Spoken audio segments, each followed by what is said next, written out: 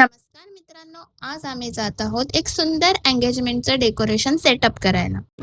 ही order होती दहिसर मध्ये. डेकोरेशनची जी theme होती ती व्हाईट अँड पिंक कर्टन्स आणि व्हायलेट अँड व्हाईट ऑर्किडच्या फ्लॉवर्सने डेकोर करायचं होतं. सगळ्यात आधी आम्ही डेकोरेशन साठी लागणारे फ्लॉवर्स आणि बाकीचे मटेरियल अरेंज करून घेतले. आधी आम्ही बॅकड्रॉप फ्रेमचं सेटअप केलं आणि त्याच्यानंतर वरती आम्ही फ्लॉवर्सची अरेंजमेंट केली.